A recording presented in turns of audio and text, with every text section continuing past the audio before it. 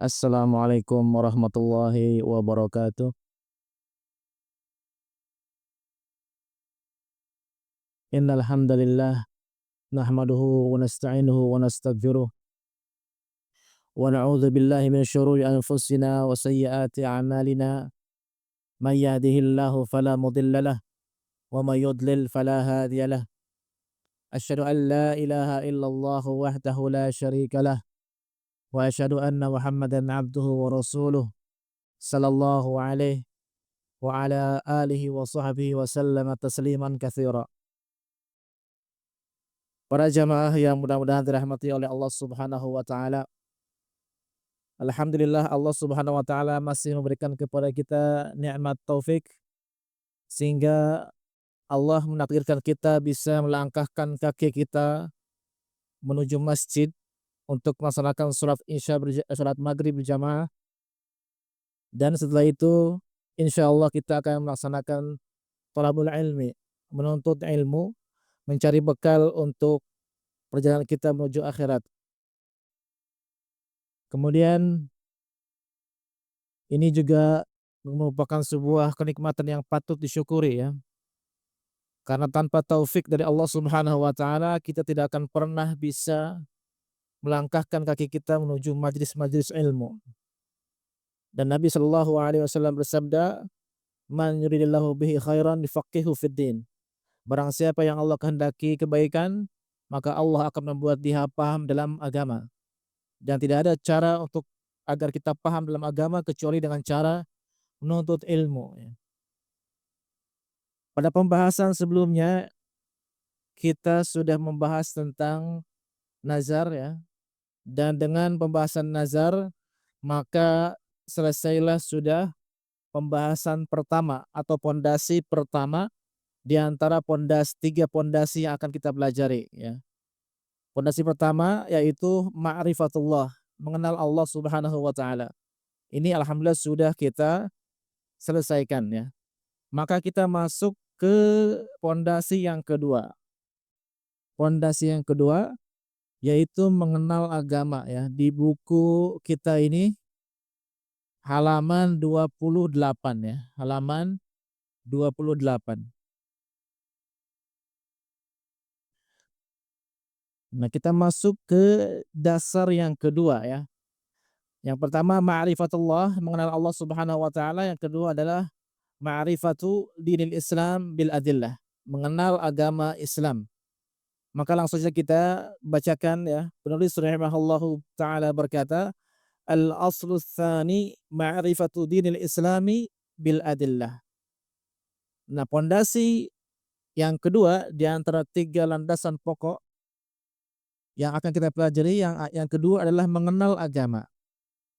Dasar yang kedua, mengenal agama Islam disertai dalil-dalilnya. Jadi kita mengenal agama Islam ini bukan hanya sekedar mengenal, mengetahui, tetapi juga dengan pengetahuan terhadap dalil-dalilnya ya. Kita tahu kenapa begini karena dalilnya ini. Kenapa begitu dalilnya ini.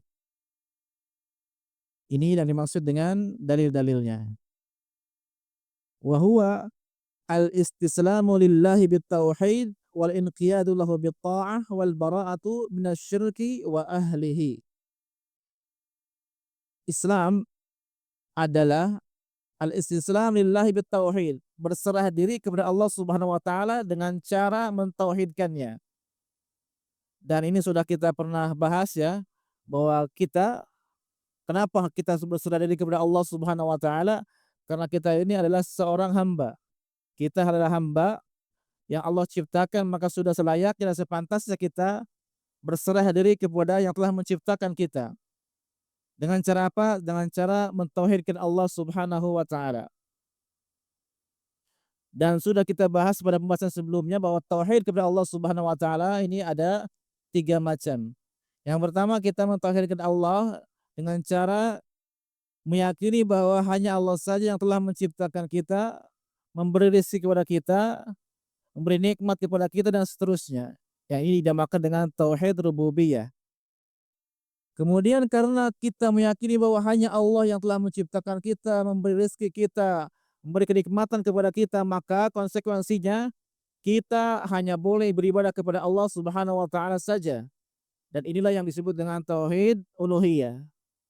Kemudian yang ketiga, kita juga menyifati Allah dan memberi nama Allah Subhanahu wa taala dengan nama-nama dan sifat-sifat yang telah Allah tetapkan untuk dirinya dan telah ditetapkan oleh Rasulnya Shallallahu alaihi wasallam untuk Allah Subhanahu wa taala.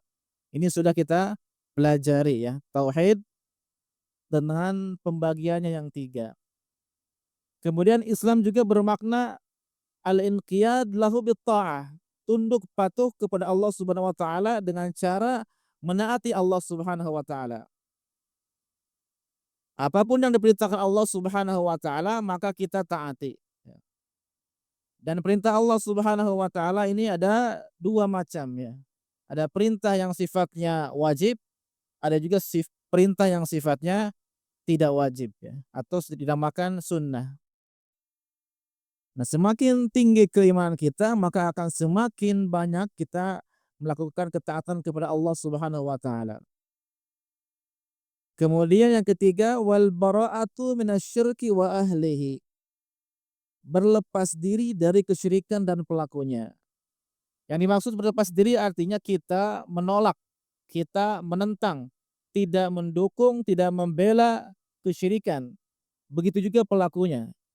Tidak kita bela, kita tentang dengan penentangan yang sangat keras ya. Ini maksud berlepas diri ya. Nah, ini makna agama Islam secara ringkas seperti itu.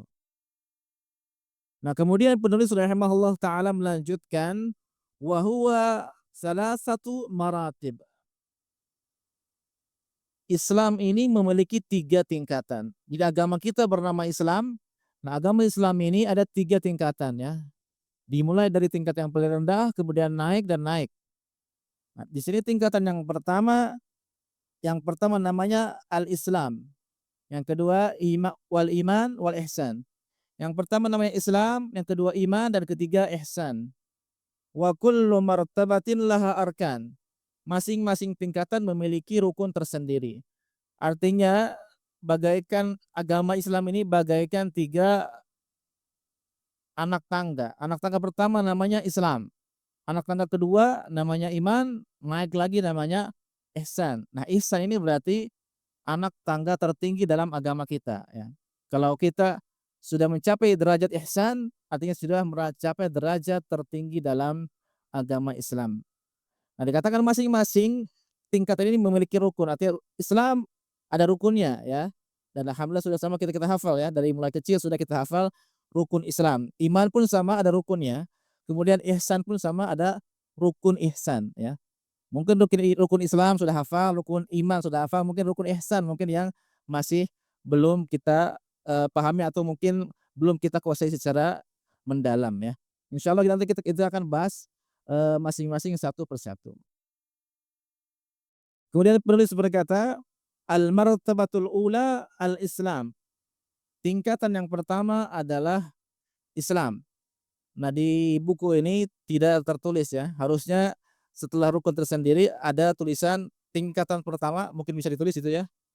Silakan ditulis tingkatan pertama titik 2 Islam ya. Jadi nanti biar lebih jelas ya bahwa ini kita masuk ke tingkatan pertama. Tingkatan pertama titik 2 Islam. Fa arkanul islami khamsatun.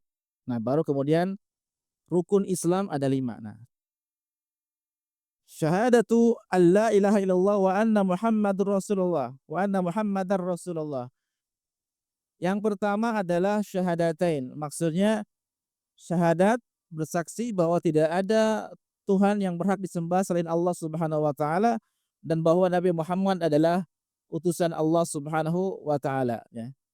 Syahadatain artinya 2 syahadat ya. Kalau syahadat 1 namanya syahadat. Nah, kata-kata ain ini syahadatain artinya 2 syahadat. Syahadat pertama kita bersaksi bahwa hanya Allah yang layak kita sembah, dan syahadat yang kedua kita bersaksi bahwa Nabi Muhammad adalah utusan Allah Subhanahu wa taala. Kemudian rukun yang kedua wa iqamus shalah, menegakkan salat, wa ita'uz zakah wa shaum Ramadan wa hajjul baitillahil haram. menunaikan zakat, puasa Ramadan, dan haji ke Baitullah Al-Haram. Nah ini insya Allah sudah sama-sama kita hafal ya. Rukun Islam yang 5 sudah dihafal oleh kita semenjak kita dari TK mungkin ya kalau zaman sekarang ya. Atau kita mungkin dari sebelum masuk SD dulu.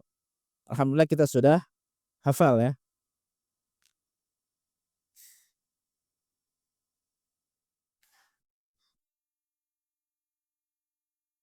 Nah nanti kita akan bahas satu-satu ya. Ini secara apa namanya secara ringkas dulu.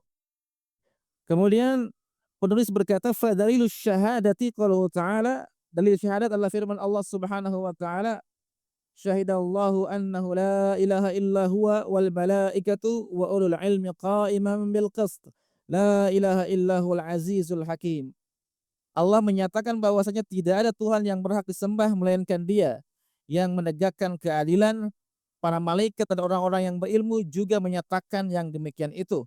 Tidak ada Tuhan yang berhak disembah melainkan Dia yang Maha Perkasa lagi Maha Bijaksana. Artinya penulis ingin mengatakan tadi adalah rukun Islam pertama syahadat.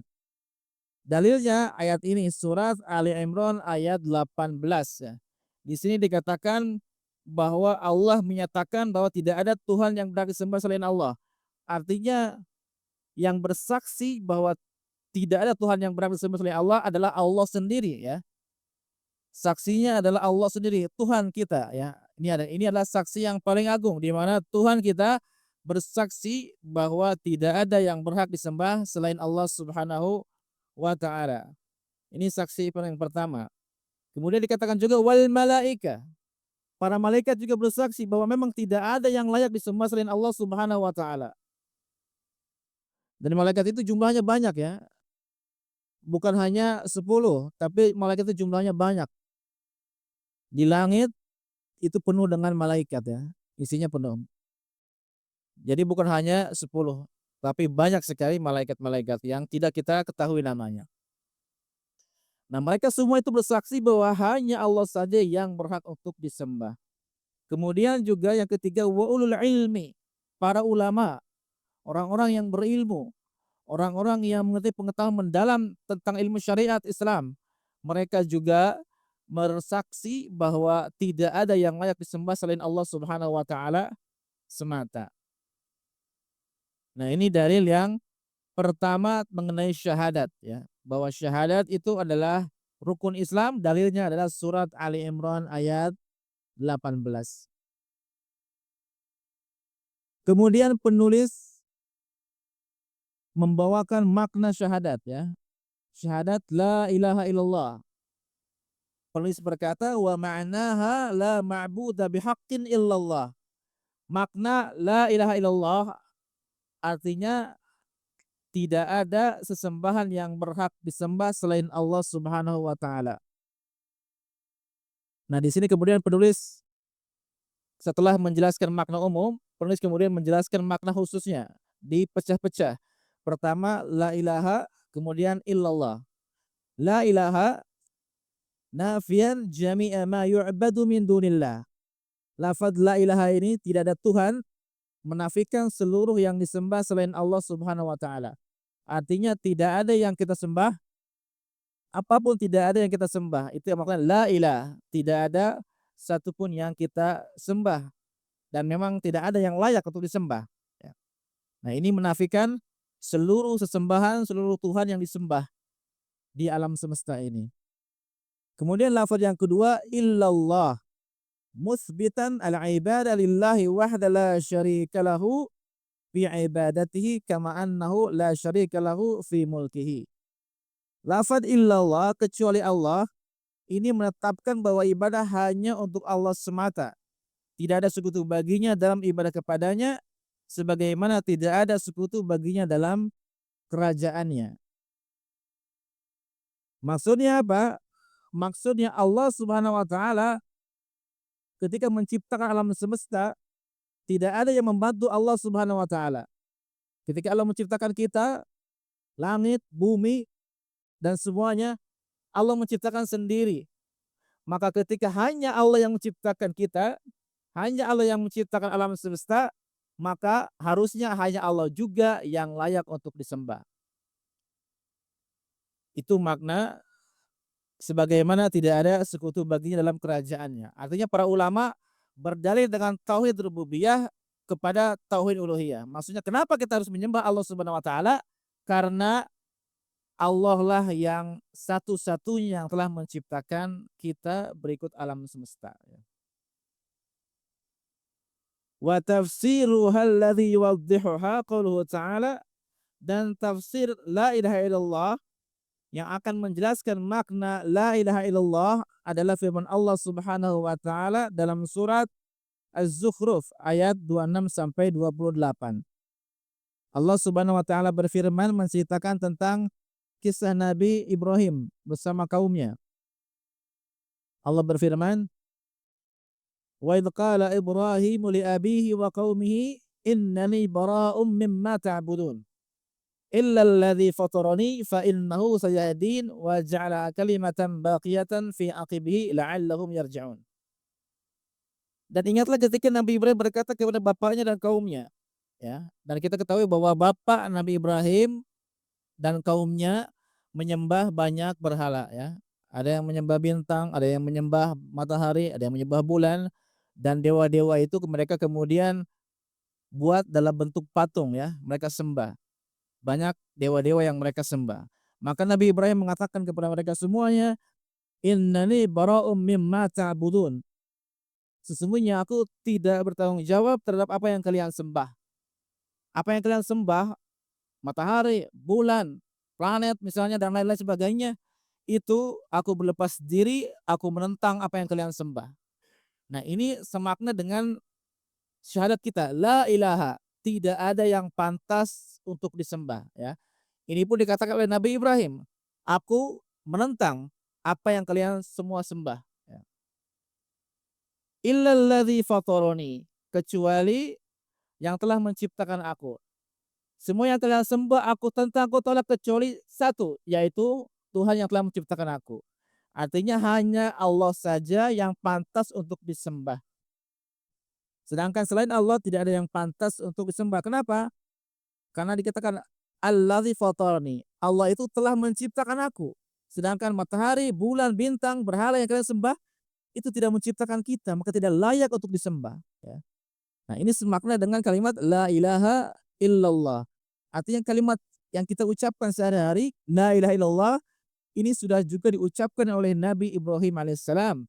Diucapkan beliau kepada kaumnya untuk menentang segala bentuk peribadahan kepada selain Allah Subhanahu wa taala dan hanya menetapkan ibadah untuk Allah Subhanahu wa taala saja. Apa alasannya? Alladzi fatarani. Karena hanya Allah yang telah menciptakan saya. Maka saya hanya harus menyembah Allah Subhanahu wa taala. Fa innahu sayahdin. Karena sesungguhnya dia akan memberi hidayah kepadaku, ya. Wa ja'alaha, nah ini kalimat Ibrahim sampai situ, ya. Kalimat dari Ibrahim sampai situ. Sesungguhnya aku tidak bertanggung jawab terhadap apa yang kamu sembah, tetapi aku menyembah Tuhan yang menjadikanku karena sesungguhnya dia akan memberi hidayah kepadaku. Nah, ini kalimat Ibrahim kepada bapaknya dan kepada kaumnya yang menyembah berhala. Kemudian Allah Subhanahu wa taala berfirman, "Wa ja'alaha kalimatan baqiyatan fi aqibihi la'allahum yarji'un." Ibrahim menjadikan kalimat tauhid tadi sebagai kalimat yang kekal pada keturunannya supaya mereka kembali kepada kalimat tauhid itu. Artinya apa? Setelah Ibrahim mengatakan kalimat ini kepada kaumnya, kepada bapaknya, maka Ibrahim kemudian mengajarkan kalimat ini kepada keturunannya. Sehingga keturunan Nabi Ibrahim alaihissalam mereka akhirnya kemudian bertauhid, ya. Nah, diajarkan oleh bapak mereka yaitu Nabi Ibrahim alaihissalam. Nah, begitu juga kita selaku umat Nabi Muhammad sallallahu alaihi wasallam harus mengajarkan kalimat tauhid, ya, kepada anak-anak kita sehingga keturunan kita akan menjadi orang-orang yang bertauhid kepada Allah Subhanahu wa taala. Sebagaimana Nabi Ibrahim menjadikan kalimat tauhid sebagai kalimat yang kekal di dalam keturunan beliau sallallahu alaihi wasallam. Kemudian dalil yang berikutnya penulis membawakan ayat yang lain, ya, yaitu surat Ali Imran ayat 64.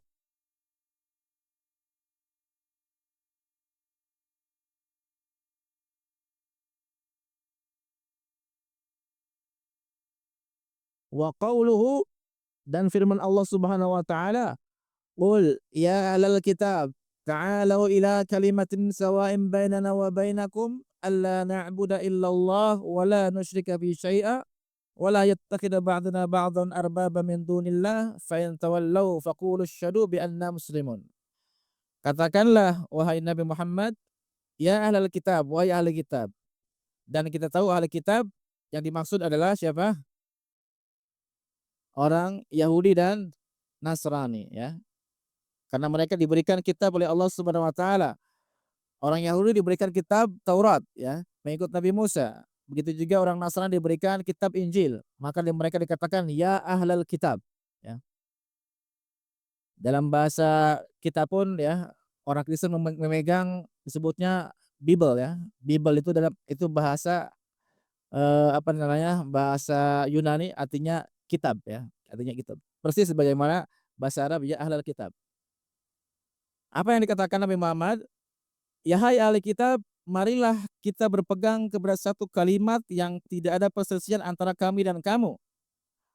Artinya di sini Allah Subhanahu wa taala ingin mengatakan kepada Nabi Muhammad bahwa Nabi Muhammad diperintahkan untuk berdakwah kepada ahli kitab, Yahudi dan Nasrani. Wahai Muhammad, katakan kepada mereka apa? Bahwa kita Islam dan Yahudi Nasrani harus berpegang kepada ketetapan yang sama di antara kita. Artinya Allah ingin mengatakan bahwa ajaran Islam sebenarnya sama dengan ajaran Yahudi dan Nasrani yang asli ya. Karena Yahudi yang asli maksudnya adalah orang-orang yang mengikuti kitab Taurat. Begitu juga Nasrani yang asli adalah orang-orang yang mengikuti kitab Injil. Nah, dalam kitab Taurat Injil dikatakan ada sebuah ketetapan yang sama disebutkan dalam ajaran Islam. Apa ketetapannya? La na'budu illallah wa la nusyrika bihi syai'a wa la yattakhidha ba'duna ba'dhan arbaba min dunillah.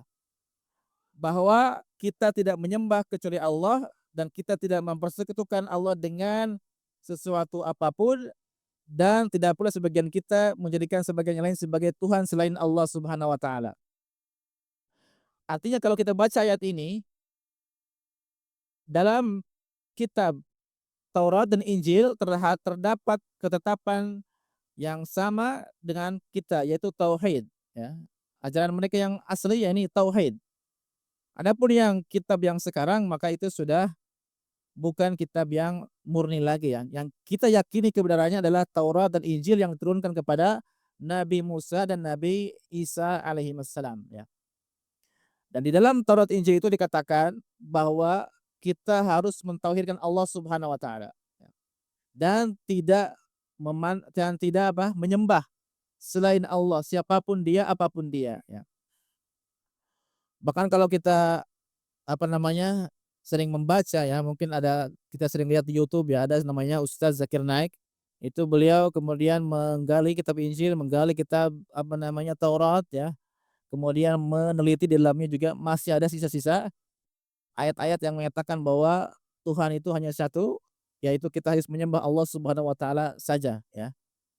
Artinya walaupun kitab yang sekarang sudah dirubah, masih ada sisa-sisa peninggalan ajaran yang benar ya, ajaran tauhid. Dan Nabi diperintahkan agar kita umat Islam berdakwah kepada Nasrani dan Yahudi agar kita sama-sama berpegang kepada ketetapan yang kita sepakati, yaitu apa? Mentauhidkan Allah Subhanahu wa taala dan tidak menyembah selain Allah Subhanahu wa taala. Fa in tawallau faqulu asyhadu bi anna muslimun. Jika mereka berpaling, maka katakanlah sesungguhnya kami adalah orang-orang yang berserah diri kepada Allah Subhanahu wa taala. Maksudnya kalau kalian orang kafir, orang Yahudi, orang Nasrani tidak mau mengikuti ajaran kalian dari tauhid kepada Allah Subhanahu wa taala, maka kami akan mengikuti ajaran kami, yaitu mentauhidkan Allah Subhanahu wa taala. Kami akan berserah diri kepada Allah, tidak seperti kalian yang tidak taat kepada ajaran kalian. Ini maksud dengan faqulu asyhadu bi anna muslimun. Maka saksikanlah bahwa kami umat Islam akan tunduk dan patuh kepada Allah Subhanahu wa taala dengan tidak menyembah siapapun apapun selain Allah Subhanahu wa taala. Nah, ini dalil tauhid Dalil syahadat ya, syahadat bagian pertama, karena syahadat ada 2, la ilaha illallah ini adalah dalilnya, dalil syahadat bahwa tidak ada Tuhan yang berhak disembah selain Allah Subhanahu wa taala. Kemudian di sini penulis melanjutkan dalil syahadat yang kedua ya, syahadat syahadat wa anna Muhammadar Rasulullah ya. Penulis berkata, wa dalilu syahadati anna Muhammadar Rasulullah qalahu ta'ala, dalil bahwa syahadat Muhammad Rasulullah, Muhammad adalah utusan Allah Subhanahu wa taala adalah firman Allah Subhanahu wa taala dalam surat At-Taubah ayat 128 ya. Allah berfirman, "Laqad ja'akum rasulun min anfusikum azizun 'alaihi ma 'anittum harisun 'alaikum bil mu'minina raufur rahim." Sesungguhnya telah datang kepadamu seorang rasul dari kaummu sendiri, yaitu maksudnya adalah Nabi Muhammad sallallahu alaihi wasallam. Kaummu maksudnya adalah kaum Quraisy ya. Karena ayat ini diturunkan kepada kaum Quraisy. Telah muncul dari kaum Quraisy seorang rasul dari kaum Quraisy yaitu Nabi Muhammad sallallahu alaihi wasallam. Azizun alaihi ma anittum. Berat terasa olehnya penderitaanmu. Artinya kalau para sahabat menderita, merasakan kesulitan, Nabi Muhammad itu merasakan kesulitan, ya, merasa berat dalam hatinya. Beliau tidak tenang kalau melihat para sahabatnya mengalami kesulitan. Karena beliau begitu orang yang penyayang, yang dikatakan di akhir ayat bahwa beliau itu penyayang dan belas kasih terhadap umatnya. Harisun alaikum. Beliau juga sangat menginginkan keimanan dan keselamatan bagimu. Artinya beliau saking penyayangnya, ketika para sahabat ditimpa kesulitan, ditimpa musibah, beliau sedih ya. Beliau sangat mengharapkan agar para sahabat umat Islam ini berada dalam keselamatan, keimanan ya. Karena beliau adalah seorang yang raufun rahim bil mu'minin. Seorang yang sangat belas kasih, seorang yang sangat penyayang kepada orang-orang yang beriman ya. Bahkan beliau sallallahu alaihi wasallam yang selalu berpikir tentang umatnya ya, umatnya di akhir zaman ya. Bahkan beliau pernah menceritakan kepada para sahabat beliau bahwa beliau ingin melihat saudara-saudara beliau ya. Ketika dikatakan, ketika para sahabat mengatakan, "Bukanlah kami ini saudaramu wahai Rasulullah?" Maka Rasulullah sallallahu alaihi wasallam kemudian menjawab, yang dimaksud dengan saudara adalah orang-orang yang beriman kepadaku setelah aku tiada." Ya. Dan mudah-mudahan kita termasuk yang dimaksud oleh Rasulullah Shallallahu Alaihi Wasallam. Nah kembali ke ayat ini ya, bahwa Muhammad Rasulullah, dalilnya ayat-ayat ini ya. Ayat ini mengatakan bahwa Muhammad itu adalah Rasul Allah yang berasal dari kaum Quraisy, kaum bangsa Arab yang dari kabilah Quraisy ya. Beliau sangat pengasih, sangat penyayang kepada orang-orang yang beriman.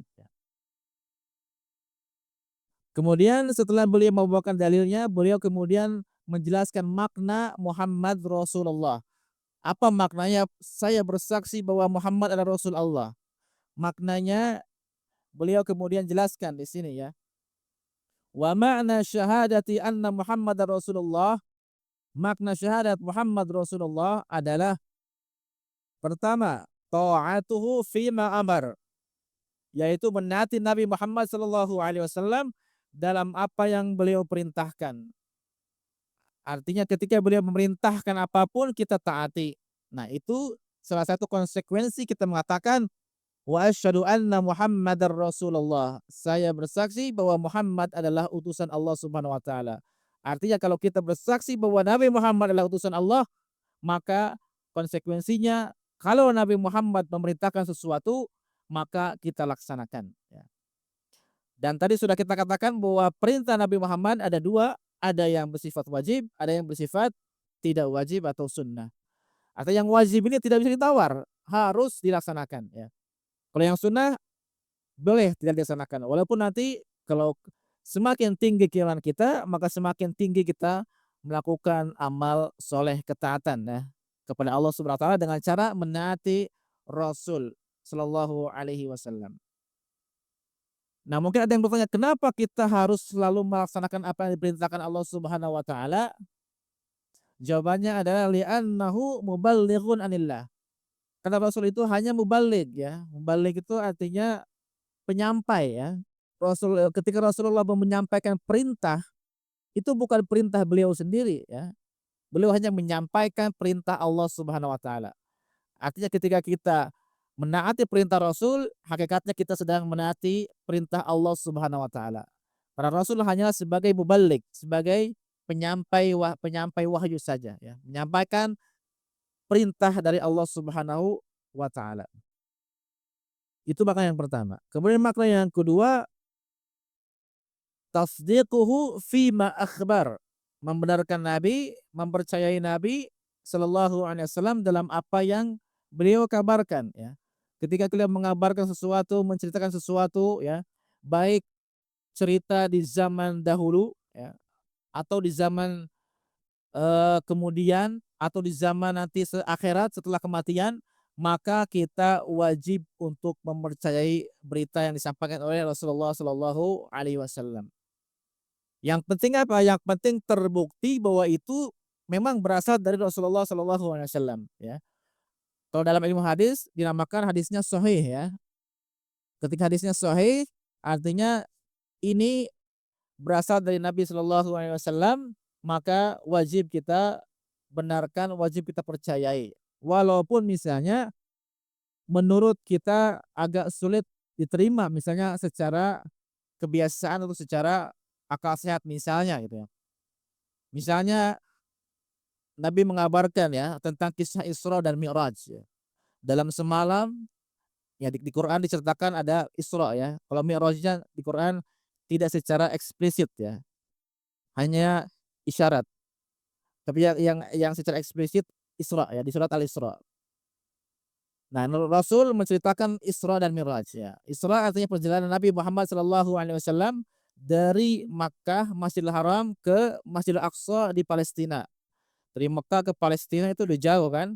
Kemudian dari Palestina, Masjidil Aqsa naik ke atas terus langit pertama terus sampai ke tempat tertinggi yang ada yang bisa dilampaui oleh manusia namanya Sidratul Muntaha.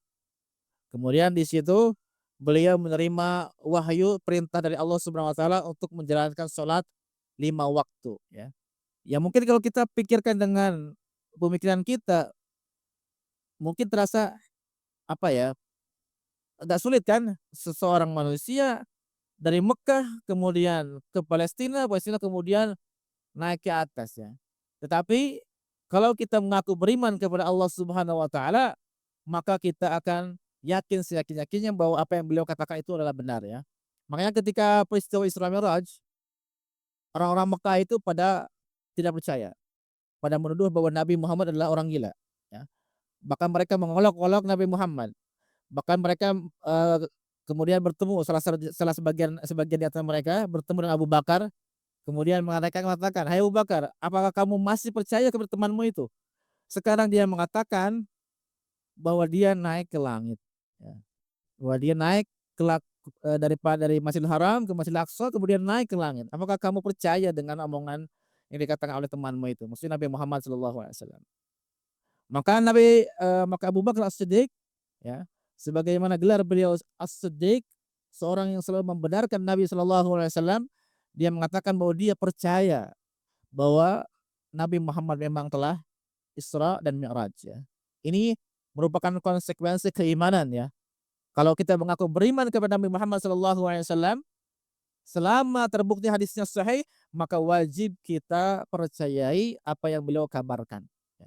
Apapun bentuk kabarnya. Selama dipastikan hadisnya sahih berasal dari Nabi sallallahu alaihi wasallam. Kemudian yang ketiga, ijtinabu ma naha anhu wa zajar.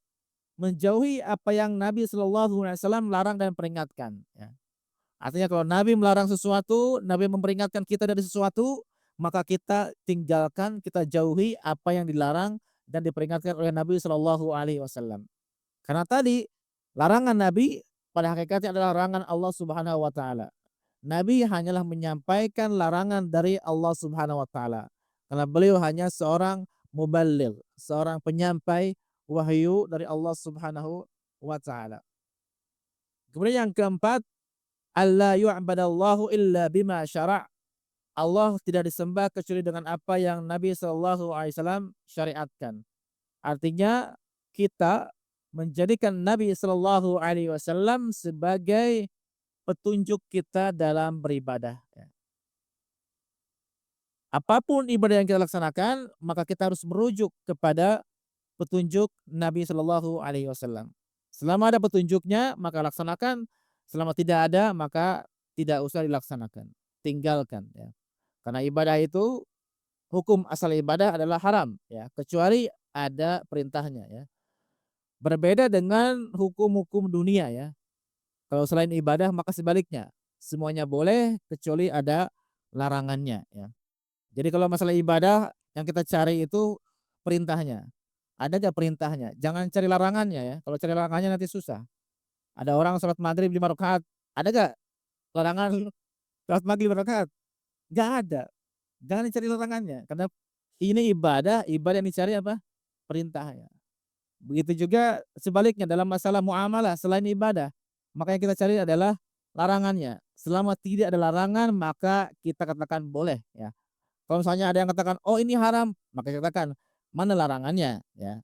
Kalau bisa disebutkan, maka kita terima, kalau tidak bisa ya asal segala sesuatu adalah boleh ya, kecuali dilarang oleh Allah Subhanahu wa taala. Dalam masalah dunia ya, dunia. Jadi di sini ada 2 kaidah, masalah agama, masalah ibadah, kita cari perintah, sedangkan masalah dunia ya, selain ibadah yang kita cari adalah larangannya ya. Kalau dibalik nanti repot ya. Kita mau makan pisang, mana dalil boleh makan pisang, nanti susah, nggak ada nanti ya. Maka jangan dibalik ya. Nah ini, kita menjadikan Nabi Muhammad sebagai teladan, sebagai petunjuk kita dalam beribadah ya, kepada Allah Subhanahu wa taala. Kemudian penulis melanjutkan tentang rukun Islam yang kedua ya. Rukun Islam yang kedua yaitu tentang salat, dan ketiga zakat ya, salat dan zakat di sini katakan. Penulis rahimahullah taala berkata, wa dalilus salati waz zakati wa tafsirut tauhid qalu ta'ala wa ma umiru illa liya'budullaha mukhlishina lahuddin hunafa wa yuqimus salata wa yutuz zakata wa dzalika dinul qayyimah. Dalil salat, zakat dan tafsir tauhid adalah firman Allah Subhanahu wa taala, padahal mereka yaitu para manusia tidak ada perintah kecuali agar menyembah Allah Subhanahu wa taala dengan memurnikan ketaatan kepadanya dalam menjalankan agama dengan lurus. Jadi di sini ini yang dimaksud dengan tafsir tauhid ya, bahwa yang Allah perintahkan kepada manusia adalah hanya mentauhidkan Allah Subhanahu wa taala ya. Manusia hanya diperintahkan ini, mentauhidkan Allah Subhanahu wa taala, yaitu beribadah hanya kepada Allah saja. Memurnikan ketaatan maksudnya adalah kita hanya menjalankan ibadah kepada Allah Subhanahu wa taala saja, tidak kepada yang lain. Setelah itu perintahnya apa? Wa yuqimus shalah, menjalankan salat, zakat, dan itulah agama yang lurus ya. Ini di surat Al-Bayyinah ayat 5. Jadi penulis memang kebiasaannya membacakan menyebutkan sesuatu kemudian membacakan dalilnya ya. Ini dalil salat, dalil zakat. Ini hanya contoh ya. Banyak dalil salat dan zakat selain ayat ini adalah contoh di antara dalil-dalil tentang salat dan zakat. Kemudian tentang puasa ya. Wa dalilus siyami qaulu ta'ala, ya ayyuhalladzina amanu kutiba alaikumus syiyam kama kutiba alal ladzina min qablikum la'allakum tattaqun. Wahai orang-orang yang beriman, diwajibkan atas kamu berpuasa sebagaimana diwajibkan atas orang-orang yang sebelum kamu agar kamu bertakwa. Nah, ini pun sering dibacakan oleh para penceramah ketika Ramadan ya. Insyaallah sebentar lagi ayat ini sering kita dengar dari para penceramah, mudah-mudahan sudah kita hafal ya. Surat Al-Baqarah ayat 183, dalil tentang kewajiban puasa ya. Kemudian rukun Islam yang kelima, wa dalilul haji qaulu ta'ala, walillahi 'alan nas hajjul baiti man istata'a ilaihi sabila wa man kafara fa innallaha ghaniyyun 'anil 'alamin. Dalil haji adalah firman Allah dalam surat Ali Imran ayat 97.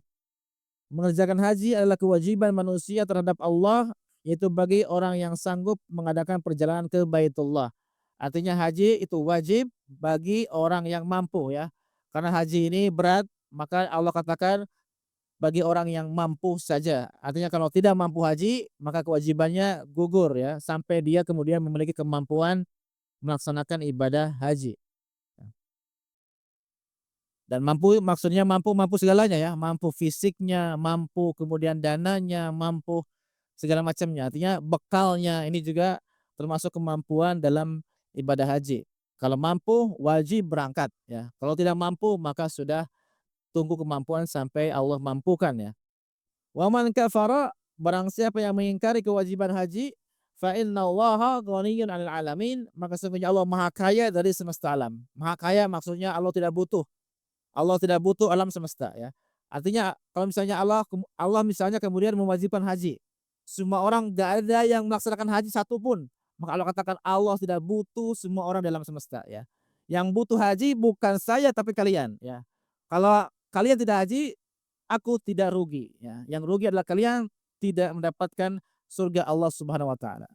Maka Allah katakan saya tidak butuh kepada alam semesta ya, termasuk kita di dalamnya. Sampai jam berapa Isya? Belum ya? Belum. 28 ya? Baik, ini tingkatan yang pertama ya. Tadi tingkatan yang pertama dalam agama kita adalah Islam ya.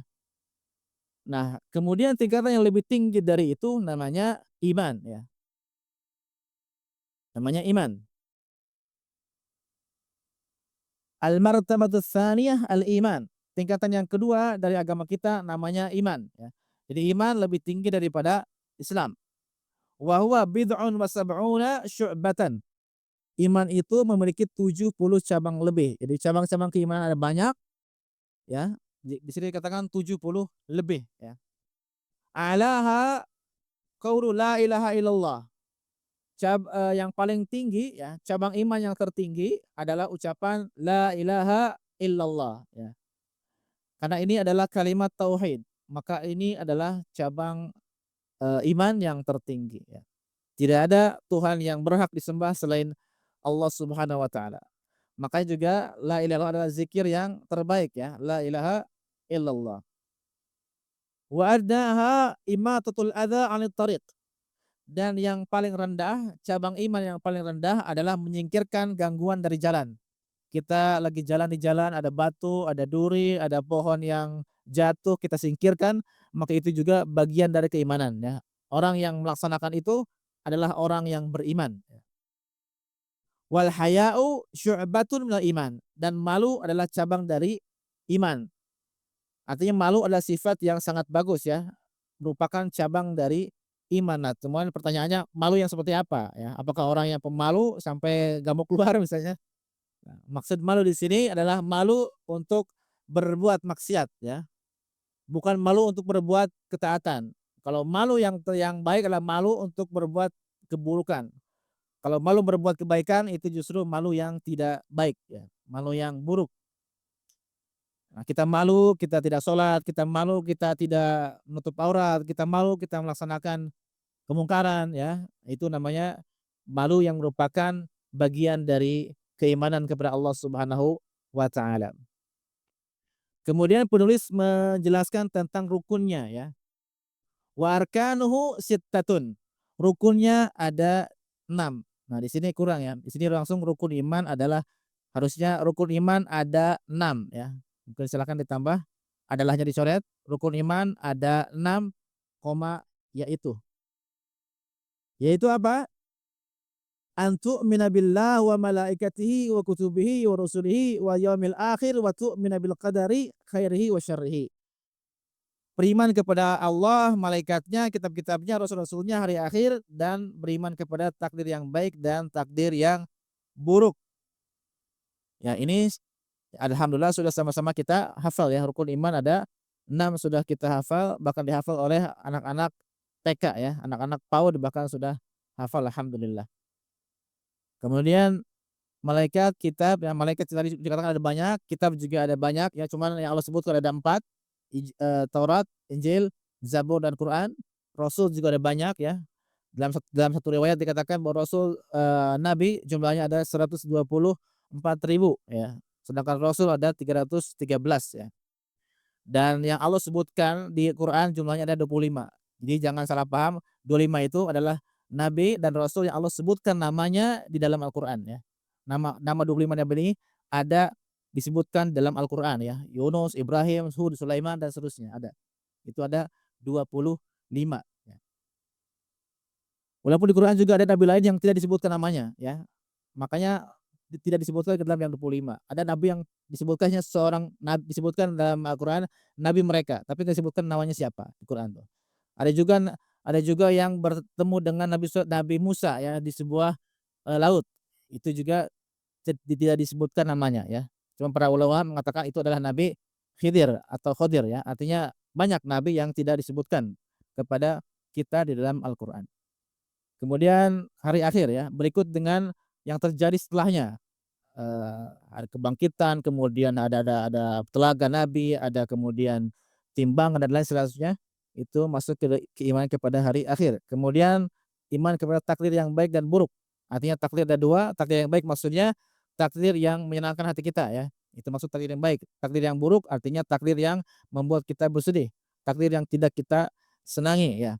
Itu takdir yang buruk. Nah, di sini kemudian penulis membawakan dalilnya. Surat Al-Baqarah ayat 177. Laisal birra an tuwallu wujuhakum qiblal masyriq wal maghrib walakinnal birra man amana billah wal yaumil akhir wal malaikah wal kitab wan nabiyyin. Menghadapkan wajah ke arah timur dan barat itu bukanlah sebuah kebajikan. Akan tetapi kebajikan adalah beriman kepada Allah, hari kemudian, malaikat, kitab-kitab, nabi-nabi. Nah, dalam ayat ini disebutkan 5 rukun iman. Mana yang keenam disebutkan dalam ayat lain. Di sini contohnya surat Al-Qamar ayat 49. Adapun dalil takdir adalah firman Allah Subhanahu wa taala, "Inna kulla syai'in khalaqnahu biqadar." Sesungguhnya segala sesuatu kami ciptakan dengan takdir-takdir. Artinya segala sesuatu sudah Allah takdirkan ya. Termasuk hidup kita semuanya sudah ada takdirnya ya. Nanti insya Allah akan kita jelaskan ya. Takdir ada secara ringkas ya, ada 4 tingkatan ya. Yang dimaksud beriman kepada takdir maksudnya pertama, kita meyakini bahwa Allah Subhanahu wa taala mengetahui segala sesuatu ya. Dari mulai awal sampai akhir ya. Allah tahu segalanya, itu takdir. Yang kedua, kita meyakini bahwa Allah Subhanahu wa taala telah mencatat hal itu. Allah telah catat apa yang Allah tahu itu di Lauhul Mahfuz ya. Semuanya Allah catat. Kemudian yang ketiga, bahwa kita meyakini bahwa apa yang terjadi dalam semesta adalah sesuai kehendak Allah Subhanahu wa taala. Tidak ada yang terjadi kecuali Allah memang menghendaki itu terjadi. Kemudian yang keempat, kita meyakini bahwa segala yang terjadi adalah ciptaan Allah Subhanahu wa taala. Apa yang ada di alam semesta ini adalah ciptaan Allah Subhanahu wa taala. Itu yang dimaksud dengan beriman kepada takdir ya. Ada 4 tingkatan. Kemudian dalil tentang ihsan. Dalil tentang ihsan ya. Terakhir, innallaha ma'al ladzina taqaw wal ladzina hum muhsinun. Sesungguhnya Allah bersama orang-orang yang bertakwa dan orang-orang yang muhsin. Muhsin artinya orang-orang yang telah mencapai derajat ihsan ya. Ihsan adalah perbuatannya atau tingkatannya, sedangkan orangnya disebut dengan muhsin. Baik, karena sudah masuk waktu Isya, kita break dulu untuk mendengarkan azan Isya. Baik, kita lanjutkan sebentar ya. Untuk meneruskan kembali tentang pembahasan kita. Tadi sudah sampai di takdir ya, kemudian tingkatan yang ketiga ya, ihsan ya. Tingkatan yang ketiga, al-martabah as-salisah al-ihsan. Tingkatan yang ketiga dari agama kita disebutnya adalah ihsan. Ihsan itu hanya memiliki satu rukun ya. Al-ihsanu ruknun wahid. Ihsan ini hanya satu rukun. Kalau rukun iman tadi ada 5, rukun iman ada 6. Nah, rukun ihsan ini ada 1. Apa itu rukun ihsan? Ya. Di sini dikatakan anta'budallaha ka'annaka tarahu fa in lam takun tarahu fa innahu yaraka. Engkau menyembah Allah Subhanahu wa taala dalam keadaan seolah-olah melihatnya. Ini sudah kita bahas secara ringkas di awal ya, bahwa kita beribadah kepada Allah Subhanahu wa taala seakan-akan kita melihat Allah Subhanahu wa taala. Jika tidak bisa melihat Allah, maka sesungguhnya Dia melihatmu. Artinya kita sebisa mungkin menghadirkan dalam hati keyakinan bahwa kita ini menyembah Allah ini dengan penyembahan yang seseorang yang mengharapkan rahmat Allah Subhanahu wa taala. Ibadah seseorang yang berharap, ibadah seseorang yang penuh cinta. Bukan berarti tidak ada takut kepada Allah, bukan itu ya. Orang yang beriman dalam hatinya dia merasa takut kepada Allah, merasa berharap kepada Allah. Cuman tingkat tertinggi keimanan adalah kita merasa berharap, harapannya itu tinggi ya kepada Allah Subhanahu wa taala. Kita beribadah itu karena kita rindu. Kita berharap rahmat Allah Subhanahu wa taala, bukan karena kita takut ya. Nah, kalau kita tidak bisa menghadirkan perasaan seperti itu, perasaan yang rindu kepada Allah, perasaan cinta kepada Allah sebagaimana yang dilakukan oleh para nabi ya. Karena nabi itu ketika beliau ingin menyuruh Bilal untuk sholat, untuk azan, untuk mengumpulkan azan agar bisa sholat, maka Nabi mengatakan begini, "Ya Bilal, arihna bis shalah." Wahai Bilal, istirahatkanlah kami dengan salat. Jadi salat itu bagi Nabi bagaikan sebuah istirahat. Setelah Nabi berkecimpung dengan bergelimang dengan kehidupan dunia, hiruk pikuk dunia, maka beliau merasa salat itu adalah sebuah kenikmatan, sebuah istirahat karena beliau bisa mengadu kepada Allah Subhanahu wa taala. Nah, ini perasaan seperti ini harus dihadirkan dalam diri kita. Nah, karena ini merupakan tingkatan ihsan yang tertinggi ya. Beribadah kepada Allah dengan ibadah penuh cinta, penuh harapan kepada Allah Subhanahu wa taala. Nah, kalau tidak bisa, maka hadirkan perasaan yang kedua, apa itu? Kalau tidak bisa melihatnya, maka sesungguhnya Dia melihatmu. Kita hadirkan perasaan bahwa Allah melihat kita, Allah mengawasi kita setiap waktu. Artinya apa? Kita beribadah dengan rasa takut ya. Kita ketika kita tidak sholat, kita takut Allah menghukum kita. Ketika kita tidak beribadah, kita takut kita masuk neraka dan seterusnya seterusnya. Ini ibadah dengan rasa takut ya. Ini juga bagus, cuman derajatnya lebih rendah dibandingkan derajat yang pertama tadi. Ya. Dalilnya tadi sudah kita bacakan bahwa Allah bersama orang-orang yang bertakwa dan orang-orang yang muhsin, orang-orang yang melakukan ihsan ya kepada Allah Subhanahu wa taala. Kemudian juga di sini ada firman Allah dalam surat Asy-Syura ya.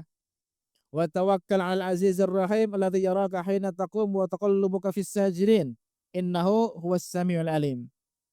Bertakwalah kepada Allah yang Maha Perkasa lagi Maha Penyayang, yang melihat kamu ketika kamu berdiri dan seterusnya. Artinya apa? Kita hadirkan bahwa Allah Maha melihat kita, mengawasi gerak-gerik kita. Perasaan yang tadi ya, perasaan takut kepada Allah Subhanahu wa taala yang akan membuat kita tidak bermaksiat kepada Allah Subhanahu wa taala ya. Kemudian dari surat Yunus, "Wa ma takunu fi sya'nin wa ma tatlubu minhu min Qur'an wa la ta'maluna min 'amalin illa kunna 'alaikum syuhudan id tufiduna fi." Tidaklah kamu berada dalam suatu keadaan dan tidak pula membaca suatu ayat dari Al-Qur'an dan tidak pula kamu mengerjakan suatu pekerjaan melainkan kami melihatmu di waktu kamu melakukannya. Artinya kita hadirkan bahwa Allah Maha melihat kita, Maha mengawasi kita sehingga kita akan merasa takut kalau kita bermaksiat kepada Allah Subhanahu wa taala ya. Itu kalau kita tidak bisa menghadirkan yang perasaan yang pertama ya. Yang terbaik adalah kita menghadirkan perasaan bahwa kita ini beribadah adalah karena cinta, karena rindu kepada Allah Subhanahu wa taala. Itu yang terbaik sebagaimana ibadahnya para nabi dan para rasul ya. Sebagaimana tadi contohkan Nabi sangat rindu kepada salat ya, sangat rindu. Berbeda dengan sebagian kita mungkin salat dianggapnya sebuah beban ya. Sebuah beban hanya untuk menggugurkan sebuah kewajiban ya. Nah, di sini tersisa satu hadis sebenarnya, tapi hadisnya sangat panjang ya. Mungkin tidak bisa kita baca sekarang, kita akhirkan mungkin nanti untuk pembahasan selanjutnya ya. Hadisnya hadis panjang di sini, hadisnya 2 halaman ya, 2 halaman, kemudian artinya juga 2 halaman lebih ya, 3 halaman, 5 halaman berarti. Nanti insyaallah akan kita bahas di pertemuan, berikutnya, kemudian nanti akan dilanjut dengan, pondasi yang ketiga yaitu mengenal Nabi Muhammad Shallallahu Alaihi Wasallam. Mungkin ini yang bisa disampaikan pada kesempatan kali ini ya. Barangkali kalau ada pertanyaan silakan, saya buka satu aja ya, satu pertanyaan kalau ada. Kalau tidak ada kita tutup sekarang juga. Ada.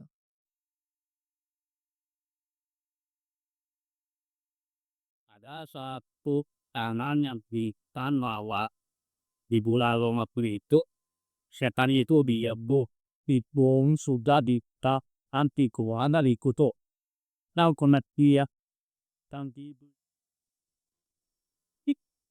i japikat sika pekadi makita an lekia tadi nyata lekaku. Ya, Baik. Nah, mengenai makna tersebut ya, pertama setan dibelenggu, apakah benar-benar dibelenggu asli atau hanya kiasan kan? Itu kan. Nah, dalam terkait dengan setan dibelenggu ini ada 2 riwayat. Pertama adalah setan-setan dibelenggu ya. Dan riwayat lain marodatus syayatin.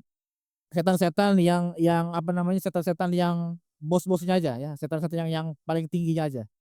Jadi ada 2 kemungkinan di sini. Bisa jadi yang dibelenggu adalah, setan-setan yang apa namanya, yang paling tinggi derajatnya ya, para pimpinannya, para tokohnya saja, atau riwayat yang kedua yaitu seluruh setan dibelenggu ya.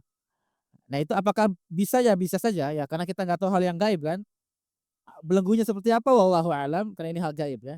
Cuman efeknya bisa kita lihat kan, di bulan Ramadan lebih banyak orang yang berbuat kebaikan dibandingkan di luar Ramadan ya. Yang tadinya jarang ke masjid di bulan Ramadan ya. Ya walaupun cuma sekali alhamdulillah ya. Ini menunjukkan bahwa benar setan dibelenggu ya. Baik setan seluruhnya maupun setan-setan yang, bos-bosnya aja ya, para petingginya aja. Karena bisa kita rasakan manfaatnya atau efeknya. Kemudian yang kedua, pintu surga dan pintu neraka ya. Ini juga tidak menutup kemungkinan ya, karena memang kita nggak tahu ya, tapi ketika Nabi mengabarkan pintu surga dibuka, ya bisa dibuka, pintu neraka ditutup, ya ditutup. Dan efeknya apa? Ketika pintu surga dibuka, ya efeknya pintu surga dibuka maksudnya adalah Allah Subhanahu wa taala memberikan banyak kesempatan untuk beribadah. Pintunya dibuka, silakan yang kesempatan untuk masuk surga terbuka lebar. Karena ketika, bulan Ramadan, amal wajib dilipat gandakan, amal sunnah dilipat gandakan ya.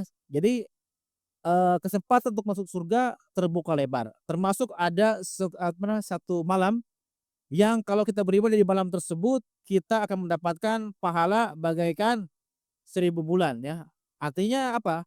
Kita misalnya membaca Quran 1 jam di malam itu kan, bagaikan 1 jam tapi 1000 bulan. Wah, 1000 bulan membaca Quran terus pahalanya ya, pahalanya. Begitu kalau sholat ya pahalanya sholat 1000 bulan seperti itu ya. Bahkan bukan 1000 ya, karena Allah bilang khairun, lebih baik daripada 1000 bulan. Artinya pahalanya lebih dari 1000 bulan ya. 1000 bulan kalau ditahunkan adalah 80, sekitar 83 tahun ya. Artinya lebih dari itu. Artinya ya bisa-bisa saja, tidak menutup kemungkinan bahwa itu memang dibuka asli dan efeknya tadi, efeknya adalah memberikan kesempatan untuk, masuk surga dan pintu neraka pun ditutup. Efeknya apa? Apa namanya, kesempatan untuk masuk neraka sebenarnya sedikit ya. Maka ketika ada orang yang berbuat kejahatan di bulan Ramadan, itu artinya apa? Benar-benar adalah orang yang imannya sangat lemah sekali. Ibarat kata nih, di sana ada mall, dikasih diskon besar-besaran ya, ada laptop harganya Rp1.000 gitu, kita nggak mau ke situ. Padahal jumlahnya banyak, jumlahnya 1 juta misalnya, kita nggak mau, padahal kita butuh laptop misalnya. Nah itu kan orang-orang yang sangat, apa namanya, imannya rendah sekali ya.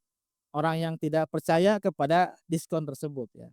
Ketika Allah mengabarkan pintu surga dibuka, pintu neraka tutup, maka kalau kita imannya tinggi, maka kita akan berusaha untuk memasuki pintu surga dan untuk apa namanya, menjauhi pintu neraka, seperti itu ya. Mungkin bisa dipahami ya? Dan karena waktu mungkin sudah, terlalu malam ya, maka kita cukupkan ya, satu pertanyaan dulu. Insyaallah kita akan lanjutkan di pertemuan berikutnya. Tersisa satu landasan pokok, yaitu landasan yang terakhir tentang Nabi Muhammad Shallallahu Alaihi Wasallam. Mungkin ini yang bisa disampaikan pada kesempatan kali ini. Kita tutup dengan membaca subhanakallah wa bihamdik, asyhadu an la ilaha illa anta astaghfiruka wa atubu ilaika. Wa sallallahu ala nabiyyina Muhammadin wa ala alihi washabbihi ajma'in. Assalamualaikum warahmatullahi wabarakatuh.